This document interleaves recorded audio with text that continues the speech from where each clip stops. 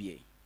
enra Ghana fo nyina kwa asori na ye nyina enim se kwa asori de na de ba kwan da kwan pa se be ye se ye ni Yesu betu nse didi ene panu yi na ibubu na kesese ya na age communion wine na ya de aboso na enum wono mo ayenkote ase nipa na obo Yesu ye nkwa bodo nu se wewu enti se abodo ni communion ni nyina de enra ebo Kristofo enum pa koda wato na nanam wonse do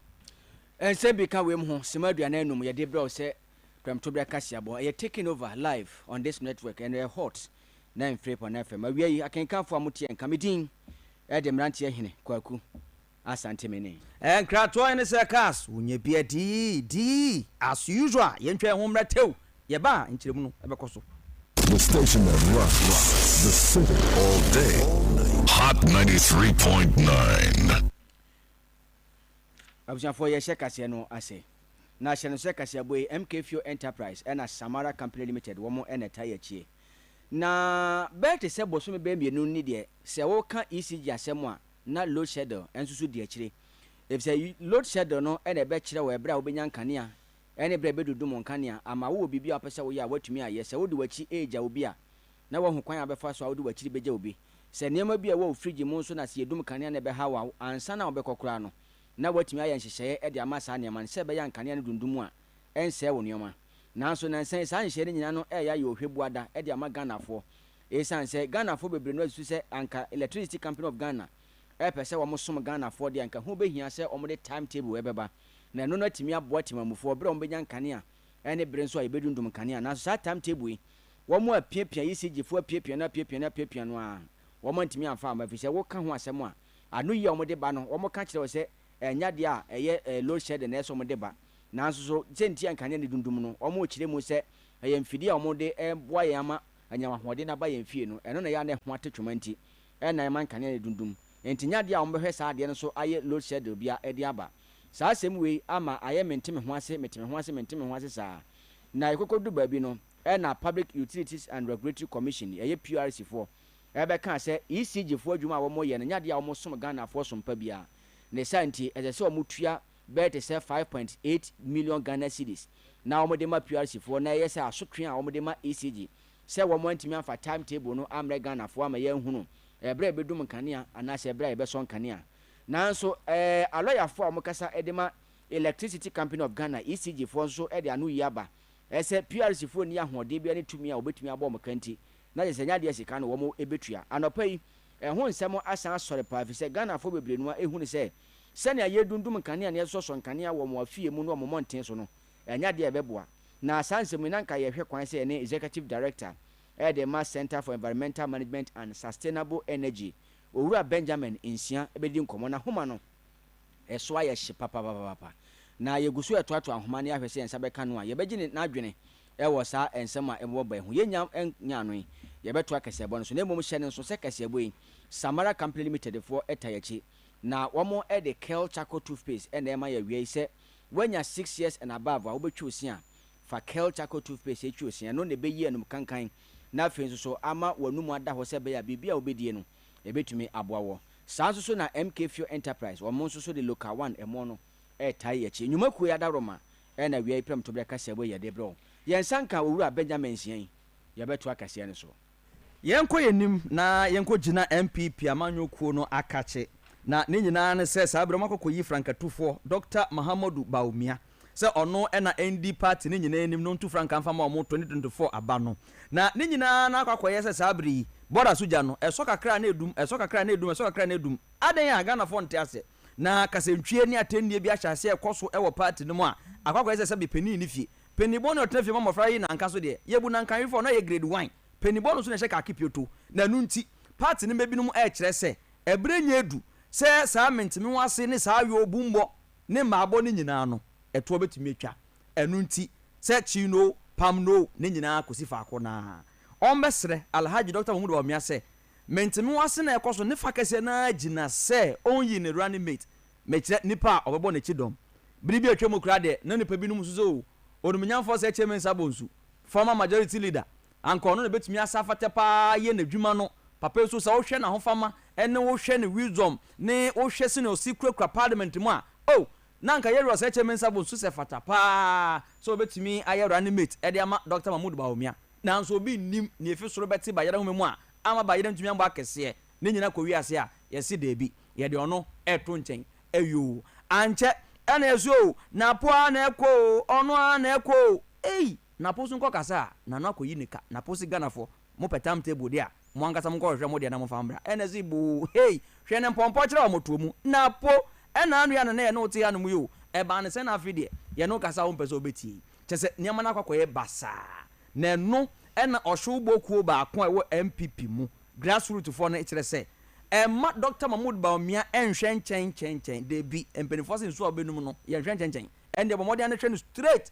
ɛnti no ɔmo srɛ paa sɛ ɛntɛntɛm ɛma obi ama ne pressure ɔno ankasa nto ne bo na ɔnyɛ CCC na nako tata bonkuto frɛdɛ nipa ɛbɛtɔ no so no na ɔno ankasa yi ne sɛ running mate na mmom sɛ ekuo bi bɛhyɛ ne sɛ kyinkyina twan ɔnyɛ den ɔmfa nipa binom ɛmfa ma ɔmo na ɔmo bɛyɛ ne running mate deɛ na ɔmo ne saa nkɔfɔ no yɛ adwen a ɛnyɛ yie de biara da yɛnya political analyst papa wabin paa ɔkasa mu da hɔ krɔgyen sɛ asɔ dem communion yɛnkɔ na yɛne no ɛnkɔbɔ ɛnkɔmɔ yɛwura Chris Tete awie yɛma akɔ aba bɛma edwumosuo na mote sɛ yɛho yɛ paa dɔk dɔk MPP foɔ na ɔmo nam ho apa so nti yɛbɛdwa egu mpa de ama ɔmo na ɔmo ankasa hu ne ɛkɔ ne nyinaa no sɛ Dr. Mahmoud Bawumia pressure ahodoɔ a ɛba no so yi sɛ ɔnyi running mate a ɔnyi yɛ yi delay yi wohwɛ bɛboa no nya tia oti fra wie na delay de sɛ delay do bam sa pa no sɛ asɛm na ɛde eti no obo sɛ bia na lobby na ɛkɔ ne ebia bet typically ebia munya onya ahoboae na ne wo mu ne sɛ on sɛ running mate no normally running mate no only ticket no so and the running mate ye no a strategy a political strategy and no mu use right time no or your calculation maybe a Muslim me madna na me nyano number the number di ebe partner or the more votes the mama winning election but the other side of it is also that potentially that running mate no but me have the president the say the vice president now and you know I did rank and was say a year for winning just elections I was say I normally say nipa no a yɛde bɛyɛ partner is the person the presidential material and it's animal or competent enough ɛba no sɛ bibi bɔne bi to see a obɛtumi abɛdi adane president but politicians no ɔmbɛka kyerɛ sɛ sɛ wonya power no yɛ a any other thing is useless and you know nyame hu no sɛ lobbying no dɔɔso but clearly no all my indications show that he's going to come go with somebody from Ashanti region but Omo kase achedo. In fact, this current vice president, he is running mate, no. August,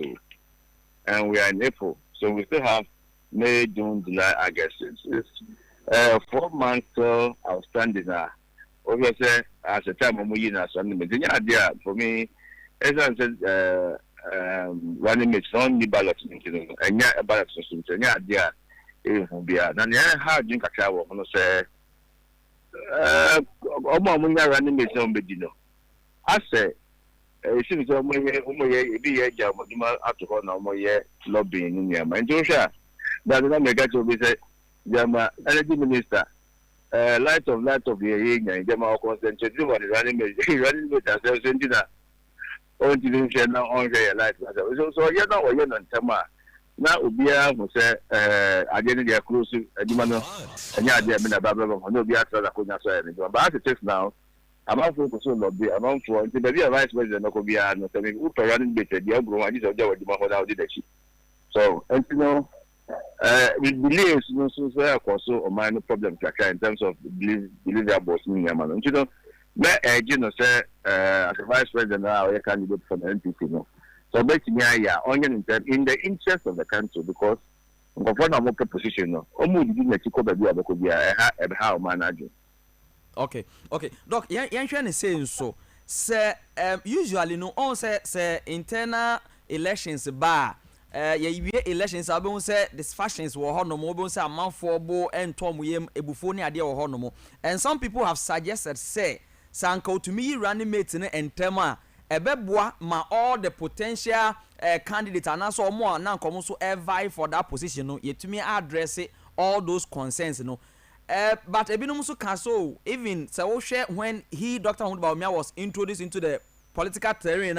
it was late getting to the end of 2008 ansa na Nana Dankwa Akufo-Addo de ne baayɛ sɛ wohwɛ Nana Jane Opoku Agyeman the first time a yɛde ne ba no ɔno so it took quite a time ansa na ɔmo de ne ba nti no the vice president is still within time ɔmo making those arguments no so no asɛm na ɔka kyerɛ ɔmo.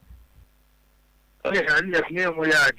it's still our time, but one of the over time, nobody, in fact, any rule book, this our assessment to election, and our 1 year to election, when you are running it in Yama. And you know, the time there will be, but Yama person chance to say it's creating problems for us, for as a country, because we go for no, I was a much offices no more Mojimano. Because of the favor of person. In fact, in politics, you must always be seen to be in the eyes of the decision maker. And depend on the take it as decision. You know, although on campaign beer now on COVID beer or share in beer or better the chiako. So, and see, none of the journey in the files I was signing office no year ago. That delays it, but now after your mind. And see, we have that problem as a country where so I need the running mates in terminal better than the problems are mine. In terms of their work, but in terms of Nipa, na deputy and after number here reconciliation be any. So now the running mate will be an officer of the past now, and now acquire no comparison will be on the way before Benno. Okay, young Shen is saying so. Often time, we are always thrown into surprises. Say. The running mate now your modern Banobo say he's actually not known. Say Oshe Ira Aliu Mahama say when Kufuor brought him, he was barely known. Say Oshe Ira Professor Jena now Opoku Agyeman when she came, she was barely known. Would you say and would you also suggest that they should go for a party person and I said they should go for someone who is actually not known but maybe a technocrat or with a lot of experience? Oh, well, I think, as I said earlier, no, a whole thing is about winning elections in the first place. And then secondly, you look at the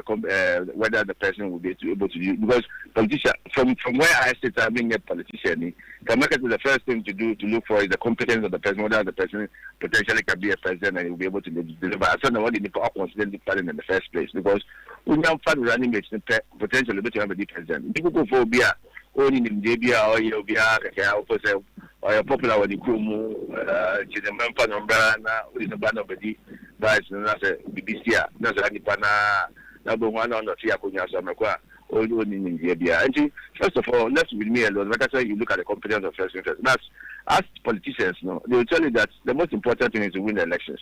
And you know, clearly, no, Ubamuse, Obepe, Obia, first of all, dead on. I'm sure the person is going to be from Ashanti region.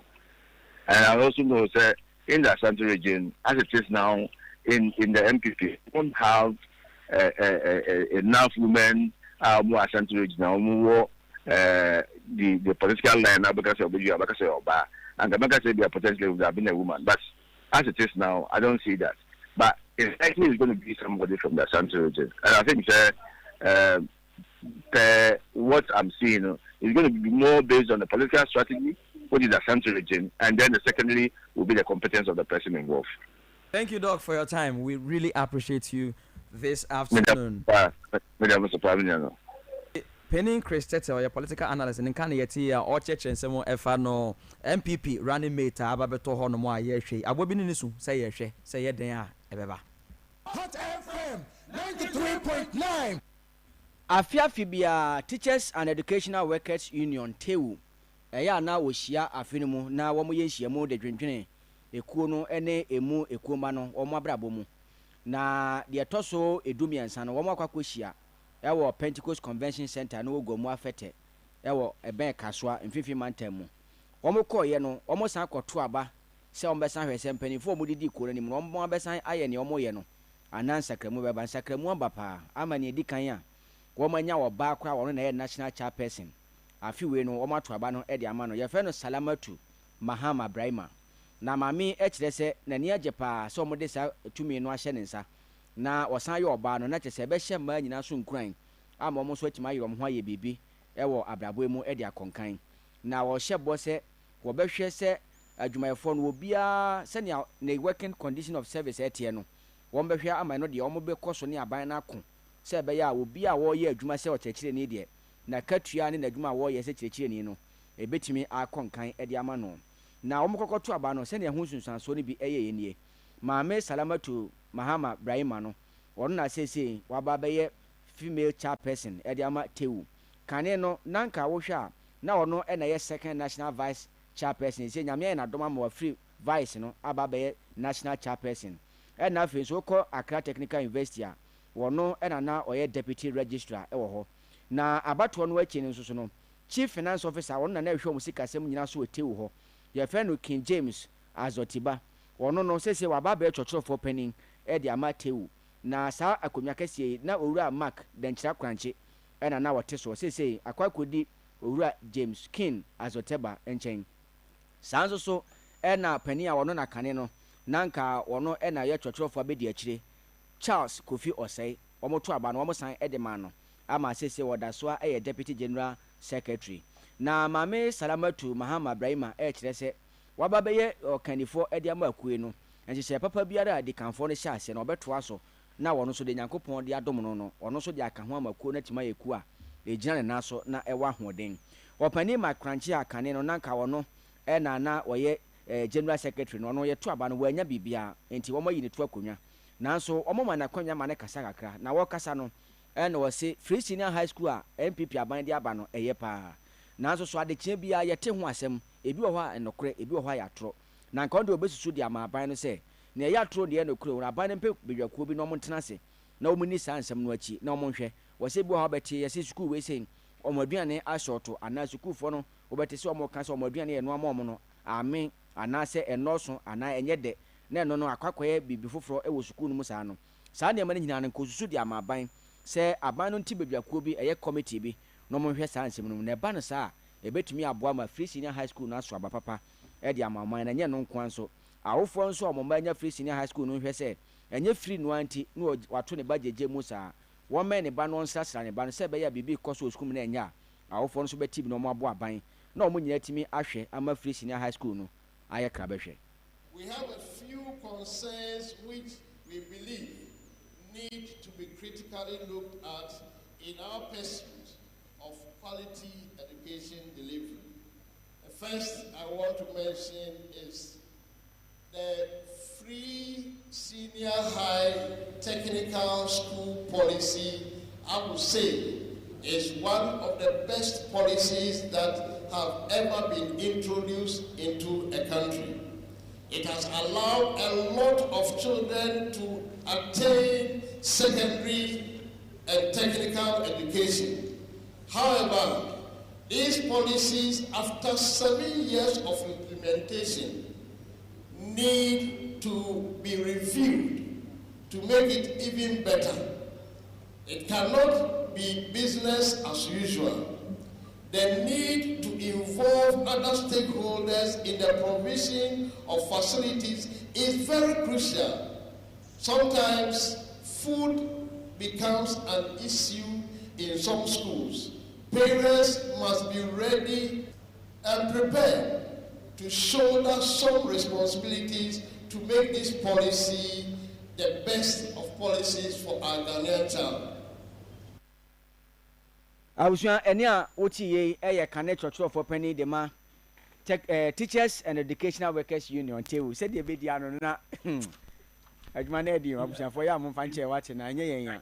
na ye ko ye kakra na ye ni owura Benjamin Ensia akodi nkomo kakra we Executive Director Edema Center for Environmental Management and Sustainable Energy ECG any timetable omo nyamra omo so monye na nye dum so na aba ye niam no na esese no opani ma han ya menia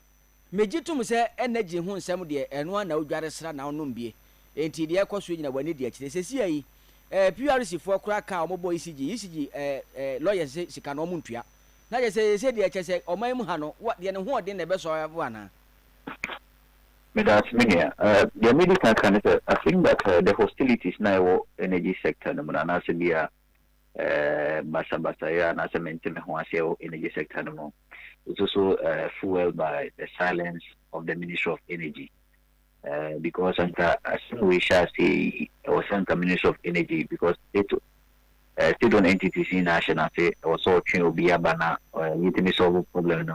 Once and for all, but over ministry now, or in the amount of the power, the power and superiority within the space, and I think that it is quite bad. And the better, the faster we resolve it, the better for the energy sector. They are getting into the serious crisis because as of now, all power sector players are not being accountable to the Ghanaian, and some are also showing irresponsible action. But at the end of the day, I think that compliance with PISD order no ebebuama discipline be about power sector. Say, oman comply ever discipline be about be able to say mamenya the OCBA. So ECG must comply. Okay. Na chairman wadaroma on say ensem bi ba sentia ya ye frɛ wo no obi kan ewusu ehunu wo energy mu no anu odene na ususu se dia asia o Ghana ha sei ya Ghana ni bia ya gya tum se dumuso na aba ECG fo mo ma yen kane ne se nye dumuso ye mfidie na ya SSA ade we ya asia ugi di se anytime soon eto betwa. No, I don't think so because I think that he prioritize in the Namukania sector in resolving the matters once and for all. And matters Minister of Finance, Kasibia, as you said, on Beshe ECG revenue mobilization, on Beshe Mukina, I'm not realizing revenue in order to do now, on Beshe Mukinama ECG, at me effectively implement a cash waterfall mechanism model. No? But I think that these are just futuristic terms. And I'm say medium and long term activities a bit sector is sustainable. But we need an immediate term, which I think that we need other sources of funding, alternative source of funding for the power sector, because we are just getting when we are anti-man settle some debt in the power sector, anti-man to fuel, anti-me and retruly and I say maintaining some of our power sector infrastructure in it so we need to prioritize, find other sources that can be used to offset the debt situation in the power sector, maintain our infrastructure, retool and infrastructure, and also be able to afford fuel or buy fuel to power these plants. I mean, any money media, anything so the better. Obani Benjamin Wadaroma, they say Ghana ni bia de onya ya nka ECG for the timetable aba. Na ja Newtown for no mo hu, Kaswa for no mo hu, Agbugbulichi for no mo hu. ECG for so say enye dum so no mo the timetable aba mfidie na wo ho ane ho atetwoma. Ba bia ya briti ho ne betima share ECG pa ama na the timetable yaba. I think the presidency, the executive and the Ministry of Energy, because we say, yeah, since they appoint ECG now, sometimes the ministry is not even aware of the MD they appoint to ECG or not to one appointing the Parana, yes, in the Panambashan. So in terms of power delegation and as an authority, sometimes these MDs feel that or not reported to the ministry, but rather they report to the executive director, which is the president directly. So will be a bit more ECG activity timetable, but now comply with all the directives. Should be the minister or the president. And I think that State Ghana for complaining with respect to these power outages, erratic ones, incessant outages. The president must come in to resolve this matter and ensure that ECG finds its way to implement any appropriate load shedding management. Ebema OBBA at OBBA so are planning appropriately to brace this particular challenge. Implies that Okra no support to sa call some of timetable number. OBBA support because it affects everybody and any human-centered institution. I would say we need to also the timetable because then it says your interest and also says your consumers' interest. But so one timetable number leads to a lot of agitations and a lot of challenges that affects you as an entity. Also affects the consumer electricity or the electricity user. It's in the best interest of ECG to bring a timetable because it promotes their brand, it stabilizes their goodwill, right? But or even improve their goodwill, improve their brand. But one for timetable, these days the brand is getting a lot of negativity. And if your brand begins to get a lot of negativity, it has its own implication on the brand. It means that your strategic decisions or managerial decisions are not working well. So I think aside the infighting between Omoni Grid Kono, they should find a way to get at the timetable and to serve them and serve their consumers. And if politically, it is going to serve the government well. Ora Benjamin Sia, you better was it. Now, what way, dear, you get 2 cents a crabia bar, 1 year best hand work away, what that gentle was it. Benjamin Sia, Mr. Executive Director, the Mass Center for Environmental Management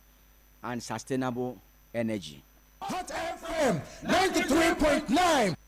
Ebusa yanko atoye mantem kro ba ko a ye friend benso a eno ewo wasa east mensin kese no mu na awehosem ne nyina akofa ba ne se ene anopai wa abra chesetimemfo enka bi enhyemu ena company ba ko a omutu efomagudie mekire mining company a ye from Amandi omuka ba ko a ombo modin ade sesa niama na chese niama ahodo egumu a etwemu na akọ company no na kache ena chese keteke train kwan no obo modin ase ofuro etwemu ho no mu oh se wanhwe o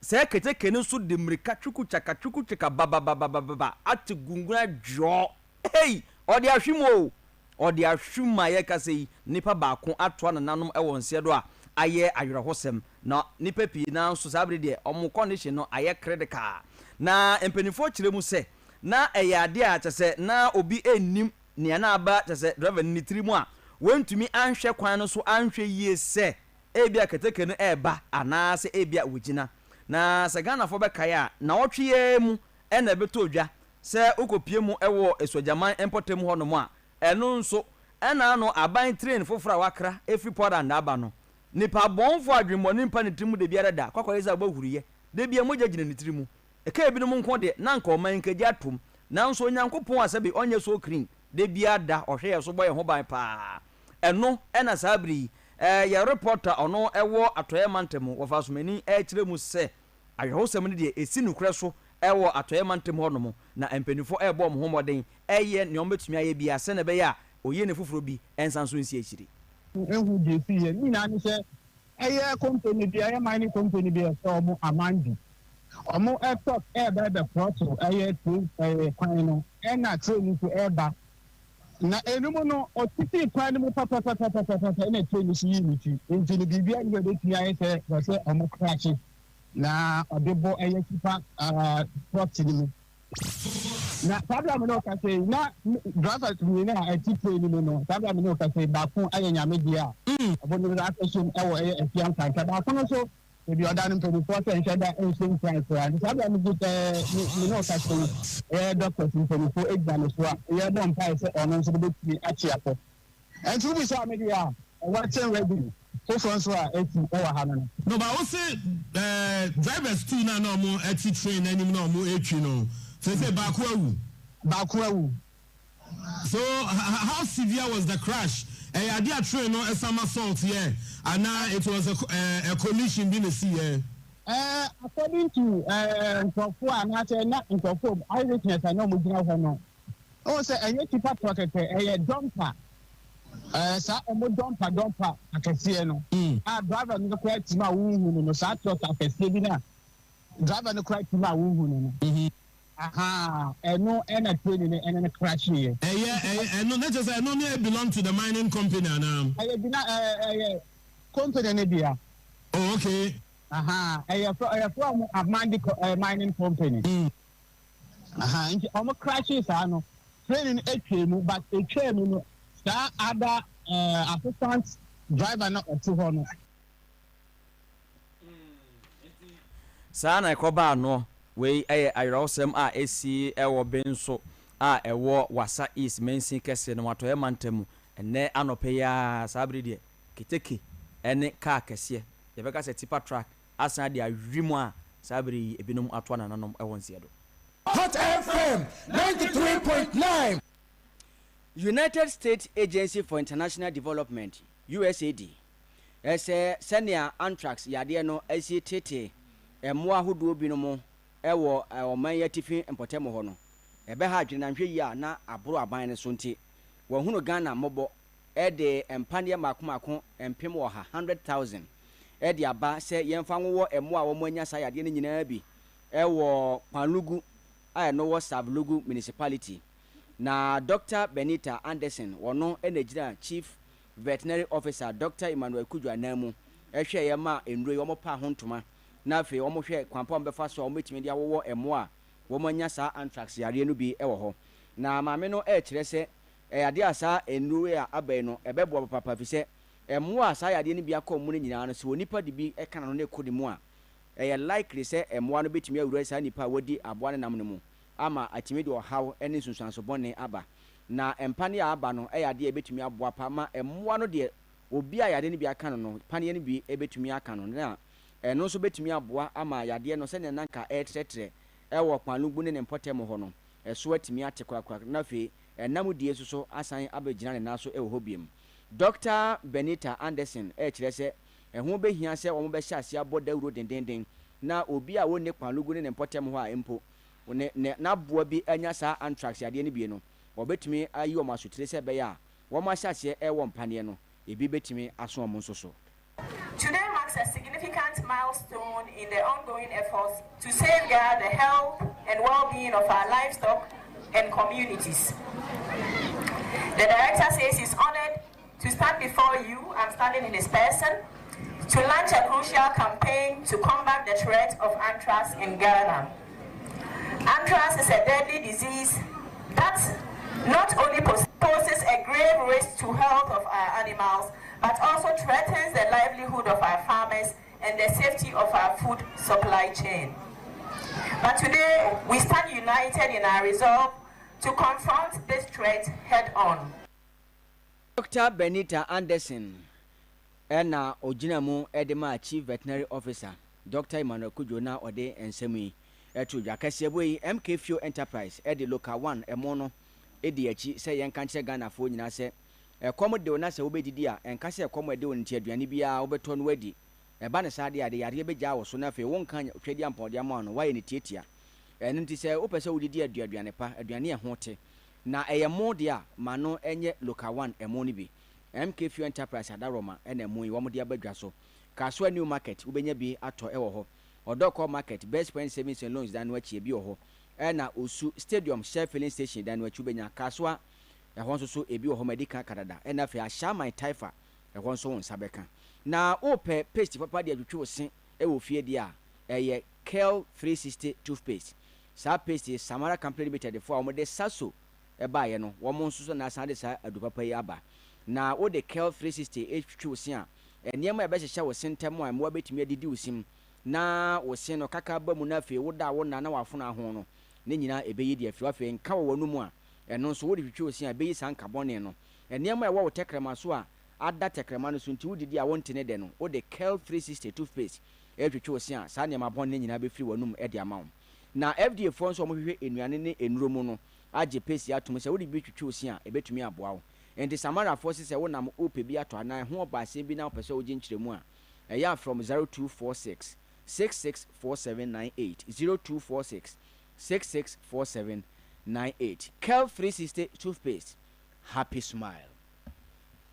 Na penimpa ono ena oye dwemtreni edema National Peace Council Reverend Dr. Ernest Edujemfi ode kokobo na efutu akwa ama asofo se omonhwe se omagina mu so omba nyame adwuma yi omoma no kre no endi omonim kan enye se wo ye sofo na osanso ehye party atare kwakwa se ba akun a owo chese sakamajanhwe hoi enne sabri de obehye nkoma kese pa nkom je nyina so tum se we de ekoma MPP pa nanso ose still abi man of God wo ka ose obedome ho na ba akun ono so itesa no ho no mu yi kan ya abete ana tie me kan mi adwenkyere oboa no kan na adwenkyere party fo ni nyina no ade a Reverend Dr. Ernest Edujemfi se mo asofo a mo agi party kades atamani aso no munyai oso obesoro mo pa ye kwakoto aba enti sa we nyame sofo a hwe se won nsem a obeka na won ne ya obeye ni nyina no ebe kire odo ebe kire koreye ebe kire se ampa wudi edomanim na mmom se okaka nsem bi no na se ekofa basabasa ye de ba oman mu a na ye nyina ye ekohin papa e de nsem etuja e wo afi ministers conference ase na ekoso e wo Ghana Baptist Church asafonumu e no se obesere se empenifo nhwe na ne ombetumi aye bia ebeboa mayanom asomdwe ebua no omunye manenye fe. Minister of the gospel will understand that we have a responsibility to protect the peace, stability, and unity of our country. That whatever we do in this country, we must ensure that we maintain the peace, the stability, and the cohesion of our country. If 72% of us are Christians, then I expect that a lot of these people will be in the churches. And therefore, pastors have a responsibility through their pulpits to educate church members. Let's avoid insults. Let's avoid cutting down people. Let's avoid those things that, as it were, reduce people to nothing. And ensure that at the end of all this election, Ghana will be peaceful and will be intact. Be careful what you say, be careful how you say it, and be careful the environment within which those things are said. The Peace Council, Jemtreni, Reverend Dr. Ernest Edu Jemfe, Nenkane eti na nanusi we ape, and a Ghana Baptist Ministers Conference, Penipa Odano President, Reverend Dr. Charles Owusu Ampofo, onoso kebi to aso se, amanyofo nka no krenchire Ghana fo kakra, ewo musa agro no, ni din ede politics, tricks ne ya do so too much, how could you? Munka no krenchire Ghana fo, se dumuso aba munyintu se dumuso aba. Sa confirm ne to amunka sa confirm ne to na mo se mo dada yen na mo twa ntro chen ye pa de bi se agoro egu a se nyanseni ana se be sokwase ne netia na agoro ne gu sabri de politicians adada Ghana fo ache pa omo nka no kra emfa nkyere yen ne ye frɛ no accountability no omo nye bi na mmom ketasehye project kankan ne dwirim sika na no mo wia ne se ya na se koba ne sa na obon se de bufo eba empenifo se sotro mienu ede ani hahan eneba enti sabri de omun hwe so metumi aka no kra che Ghana fo na aba na yeba akoto no asomdwe mapa endwumi mra na mmom pa se takashi ne bukata bebe mu de ene de eyade a emabo ebepie mu. Although our political leaders, those who make decisions for our nation, and so we preach to them, we send them messages. When things are not good, we do send messages. Sometimes in occasions like this, we speak to them through this media for them to know that Ghana belongs to all of us. It doesn't belong to the incumbents, it doesn't belong to the opposition. We are all Ghanaians. And so public figures in general should be true to the work they do and keep faith to the citizens of this nation. Enti Ghana Baptist Conference, Reverend Dr. Charles Owusu Ampofo, ono so nefutu eneti. Hot FM 93.9. Observe me emphasize no Emma MK Fuel Enterprise and Samara Company Limited say we ombo echidom ma yede kaseboy ebre o efa hot na mfree pon FM so ewo enkran ha say Facebook live no hot 93.9. As the PSA no yen editor Philip Maule Tete Edia and afi newsroom Owura Ire Anita Tete and send the graft to ama and afi Harriet omo na bebo ayen e ma yede kaseboy ebre o bade workers we amuti en committee dem rantie hene kwaku asante mene Sekas unyebieti as usual yekwei awoda ne de ebetomu se no amfa nwo ma na akwakoye bisi basa anti gas out municipal assembly engineer ohonom works engineer Owura Samson Dankwa anti happy birthday kese confirm we cry the belated anti engineer Nyankopon sha no nya kese pa na na ye wawoda anti me nya time and wish e bon pass Nyankopon kese nshira na adwuma pa wo ye no honom onkoso na onshira no nya opi nya usabe so mbia no enye nshira ba still party ne de say yedum hihye so na bibia ye kama ye sorry so na Owura Yere na kwale ndra wama but still ende de waba o wa honden akakra na kwakoye push okoye push is the Sunday 28 na me invite you Sunday 28 the Lost Pentecostal Church International yeah programs require Kaswa Central 80 ex general overseer Apostle Richard Ameboafo ebeba na wababet lunch couples club Couples Club program shronko pa anti counseling session ahodo ebekọ so a awarefo ne mo amosese mo aware no mo nyina mbomode ansa betimi enya chefa ewo mo eti ye host Apostle Nathaniel Hagan one no hokafo na host ewo Kaswa Central Deacon Bernard Dake ono so eboa ma program na ba so enti couples conference no eba so Sunday nyankopon ya adoma 2 p.m. ewo Kaswa Central sabri de by the way can be me na nkato yin se kaso ne be di as usual yakra. Put the power. The #1 station in the capital. Hot 93. Hot 93.9. Lock it in. More news. More information. Hot. Morning Drive. The #1 hot presenter in the nation. 93.9. Your hot radio station. While the others keep on talking, we keep on rocking. Hot 93.9. Austin Studios presents something unique. And really rush out. You're listening to the Hot Drive Show on Hot FM Sports Beds. Listen to Hot Sports, the #1 sports program in the nation. Don't touch that dial. Hot. Lock it in. 93.9. You've never heard radio like this. Yo, Ghana man big a tribule wambanye fenye de manye hot 93.9 FM no nega shemo be ishe no jake shemo boni anye meke manye ya kan we momli wanye no meke ekrokro meni kogama ikpakpa shane ne le wafi krala kwa manye ye hot 93.9 FM pa wulu ne na go tribule ni bo twemene gine no jake nyanya ijo anpa na to the kwale kwate nati Mijimoni ye seni ke gashiemo ba nye gbefane no ja ke gashiemo abo ni wo bua na ke hanya nyemme no ne hot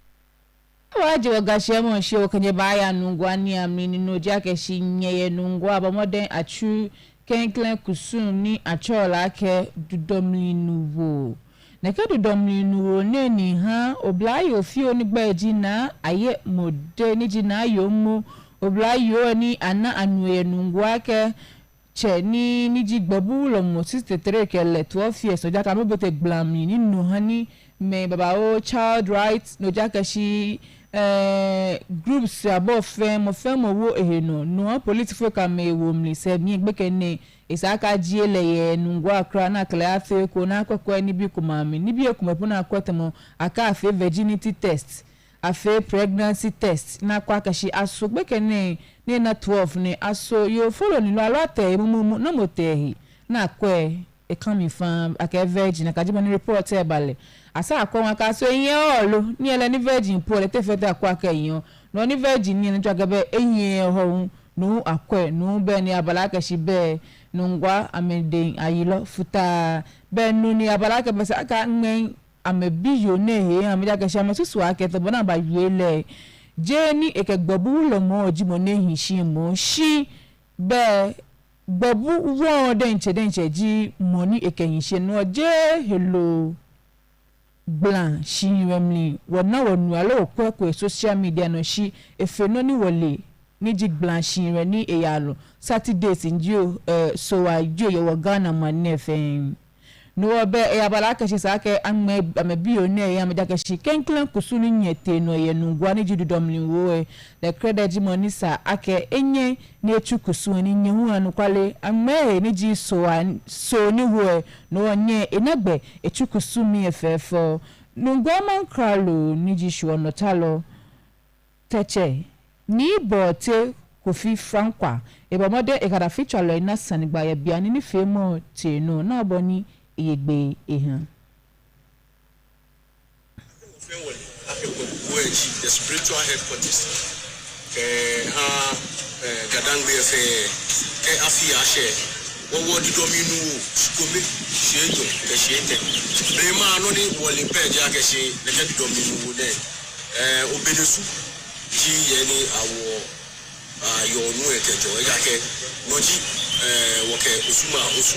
ni obonisu ehun ekayo wo be aminu wo hishi ye benicity in Nigeria wo ni wo ba ake wo hin akapa no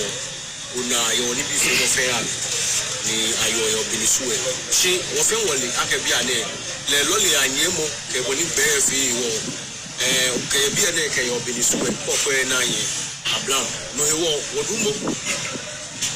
bokete la watu le echa buyi ene echa hunga mo buku efe buyi ego be nwa ma na emi ni acho je me twanu ma je me ayo ne ke binisue biade wonye wo yo binisue ayo je mi we ke aba ka ke waya numwe na ke tutoe ni yo numwe na fe ama wo mi nu me na fe na wo mi nu pe ti ma watching fe ni yo gadangbe ni fe be awo ametu ino ake asibia mi ishe ke amaba nuye ni akabatu ni ha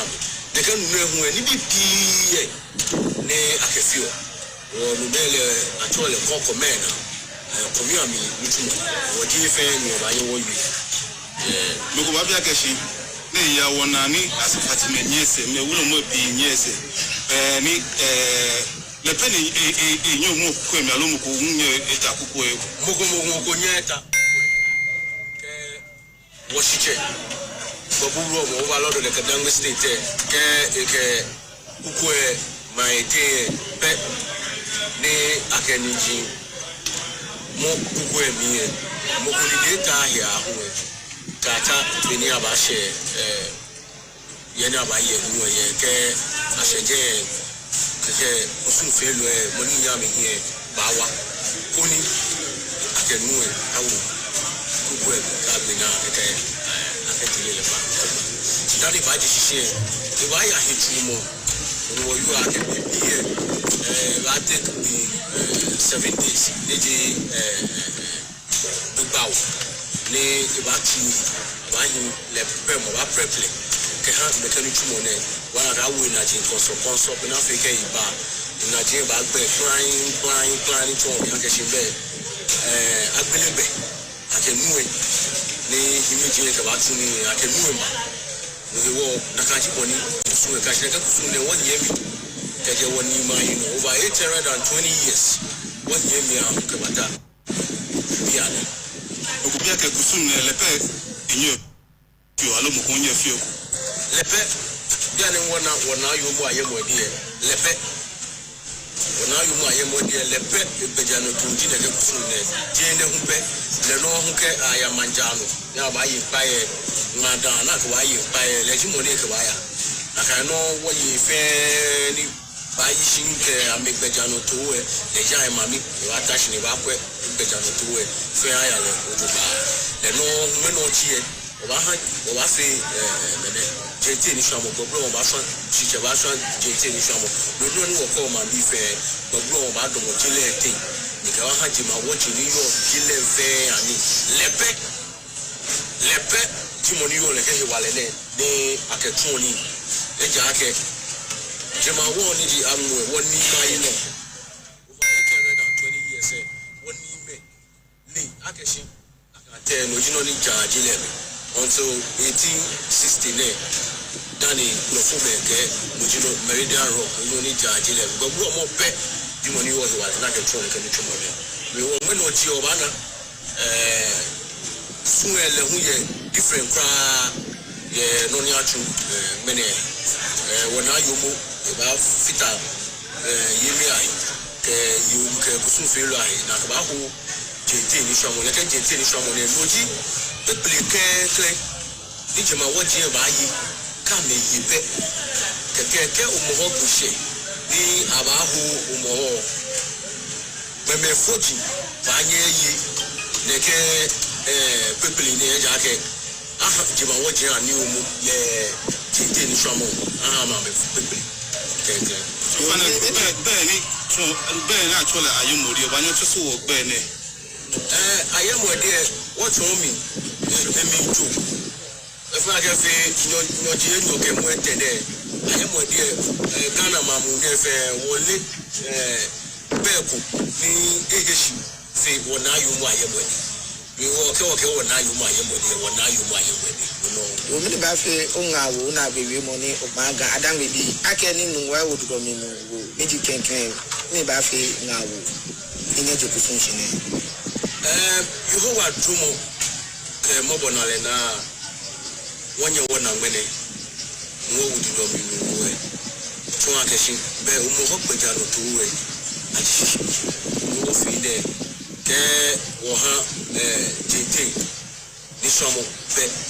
elo judo be ubana akeshi wonye me dantume baji peja no tuwe shishi ke ha machine we wo no ni ehia peji somo ke ko me fi mo somo ke ko me fi mo ake gadan bibi aka wo kusunwe na akwe aka na akwe wo na aka na akwe wo yi ya wuna ya ke no page no ni ba ton wo mintu no pe wo kusun page no ni ba ton wo mintu ne ke onu kusun ko hihie no ni ehia aje ake se ba chuba ba benke no ba bi ko bi e bi ane Google liba ke Google be social media platform se pi eko yeli ko ti ko ya bi aba ton wo hihie Chicago omusubima ni oni unale na kanu ba yi ya ga ga hu bi e ko yo twa dani onu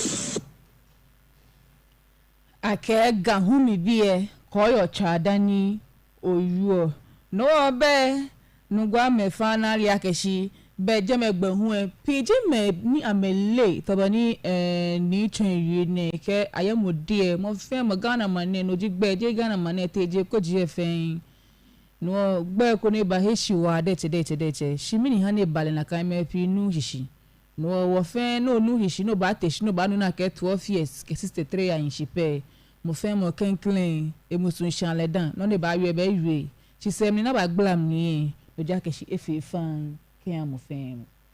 Hot. Kenchaga shemo no your hot 93.9 FM no jakashi ochine na gbe neni ji weekend neni ho nele no jakashi me wodumi wa dete I can't do me avo mini disanie ECG ame dumso ne no ka wi akeje dumso she technical fault machines can be when in a batom ekumeba hi ni akan akwe lololo ni woyo ne no credit ochine na gbenu ne hani me pika no nyen me ECG no bonafe koni amenye amke timetable aba like timetable be pie ba wa ne ba chon ba kesho kaje bia ne ka shi bia ne abagbo kan ni be pipu eje ni o machine jian lo ni bi eno yo ehse tumi ni bi epo ni ba baye ti gbogbo mo de chepu e anu o cho mi fe bo fan o like 6 hours 8 hours o ye off ye bi e do mi no nyo kan ko ye ko o kaje me no wodin o like be ni 8 hours se ba fo o ba nyo ba shian no ba kan shi no wo alo o like on ye no ko fe mu nye mo fe ne ke bia like ke fe ne ke bia na gbe laite o fe no ko na gbe light ke wo bo no to generator no ha ipo no na no ba na bo ni mi yo no ja ke shine ke ni bi na efen be pie ji na agba ke ha ma blulu bi fen ni e ba hia ke bo fe bo ni ji anye ake ne ke load shedding timetable ne abato be ni be ko ne hu e wona le Ghana money call ya ke agbe call go no wo la ke wo se man probi ye kane eno se danso mambaya eno se sakara no jaka mahu ambaya keke efefo no monu obo modern wake Owula Benjamin Insiani Leji Executive Director ke ha Center for Environmental Management and Sustainable Energy and NASA ni gbania anali ake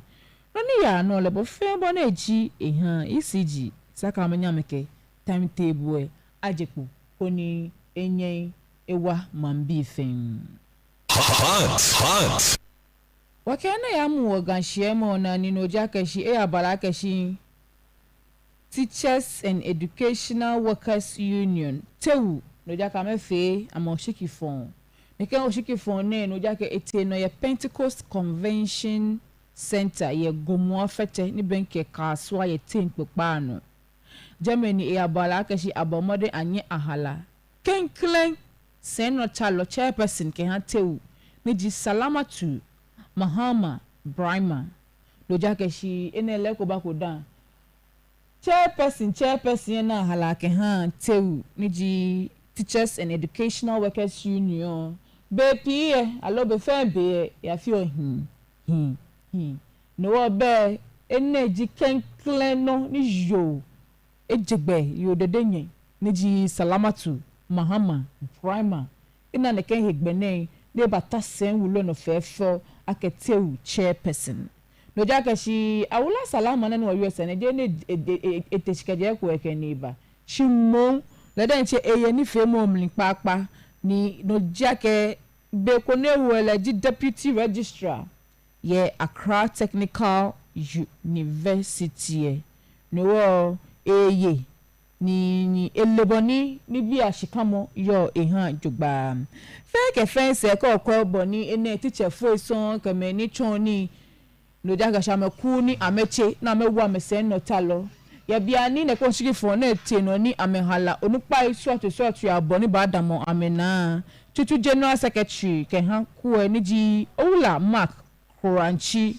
no jaga shi ya bia na ikada feature na sanigba eni bimo komeko ni ekefada feature le fe ayen ni amenye amekaya ni ameha onupa ana leji akeshi ni se pe ne shortu ye wo school su structure amli onupa abomodan ke amba fe henuku ijakebe pie komo ye gbeka bi na ni amena ni na mba ye le jogba bona meji le be ko ne ho ni teacher fo aduma menye ni e twa amani e ha ni gbeka bi e fa me ko teacher fo e fe to mo che ko me na ka ba mama menye classroom se We have a few concerns which we believe need to be critically looked at in our pursuit of quality education delivery. The first I want to mention is the free senior high technical school policy. I would say is one of the best policies that have ever been introduced into a country. It has allowed a lot of children to attain secondary and technical education. However, these policies, after 7 years of implementation, need to be reviewed to make it even better. It cannot be business as usual. The need to involve other stakeholders in the provision of facilities is very crucial. Sometimes food becomes an issue in some schools. Parents must be ready and prepared to shoulder some responsibilities to make this policy the best of policies for our Ghanaian child. No jake mo gbenye na ji tutu general secretary ke hatewu ni ji Ola Mark Crunchy no jake obadmo ne kensan ji abone no ni woke wogan shiemo abana gba chomi na akwale kwoti